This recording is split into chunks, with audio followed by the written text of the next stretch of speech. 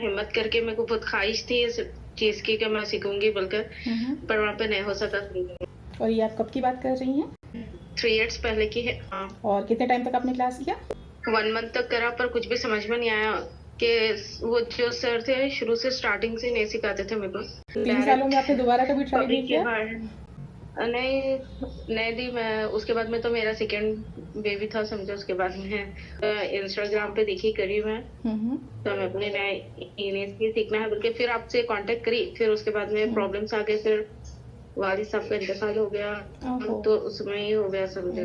फिर गालब्लैडर का ऑपरेशन हुआ, ये सब प्रॉब्लम्स आ गए, तो फिर मम्मी ने अब करना ही है, कुछ भी हो जाए तो, कुछ भी प्रॉब्लम्स आ जाए तो अब ये स्टार्ट करना ही है। बल्कि मैं फिर से आपसे बात कर रही हूँ समझो मैं कि थोड़े बहुत चीज़ें मेरे पहली बच्ची के स्कूल से ही सीखी मैं।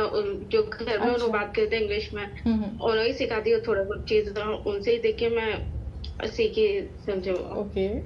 तो मेरे को जब से और ख्वाहिश होने लगी कि नहीं मैं भी मेरी लड़की से मैं बात कर सकती हूँ। उन्हें बोलते हैं मम्मा ओनली स्पीक इंग्लिश बोलकर बोलता है उन्हें मेरे को। ओके, चलिए ये बहुत अच्छी बात है कि आपके पास एक स्पीकिंग पार्टनर है, आपकी अपनी बेटी है जिनके साथ आप बात कर सकती हैं।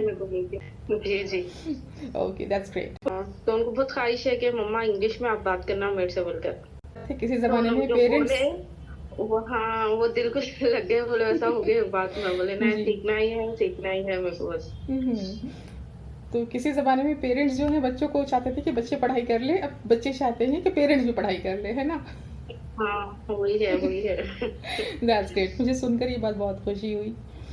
और ये भी अच्छा लगा कि आपके सोर्स ऑफ इंस्पिरेशन आपकी अपनी बेटी है, आपके पास स्पीकिंग पार्टनर है घर में जी, तो उनके साथ आप आराम से प्रैक्टिस कर सकती हैं, राइट? हम लोग शुरू करते हैं। So I would like you to introduce yourself first and try to introduce yourself in English. I am married, 2 babies रहे तो किड्स बोलना मैम या daughters. I have 2 children, I have 2 kids, I have 2 daughters। आप किसी भी तरह से बोल सकती हैं। अच्छा, आई हैव लगाना है जी जी। I have 2 kids. Very good. 3rd class तक ही। 3rd क्लास तक आपने 3rd स्टैंडर्ड तक पढ़ाई की है, ये कहना चाह रही हैं? जी जी जी। स्कूल तो 3rd क्लास तक ही हुआ मैम जी। ओके, और 3rd क्लास तक पढ़ने के बाद अब फिर आपने जी उसके बाद में मदरसे में ही वैसा, उसके बाद में 3rd के बाद में मदरसे में ही ज्वाइन हो गई थी मैं। ओके।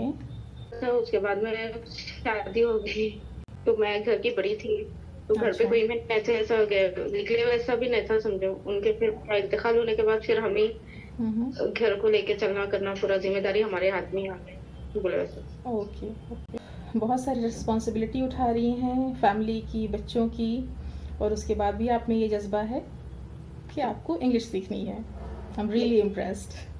तो शुरू से पर ख्वाहिश पूरी नहीं हो रही बोले ऐसा हो गया मैम मेरे को, पर अब करना है बस मेरे को। देखिए ख्वाहिश जो होती है इंसान की, और जो बहुत कहते हैं ना शिद्दत वाली ख्वाहिश होती है, वो पूरी हो ही जाती है, उसके लिए रास्ता बन जाता है।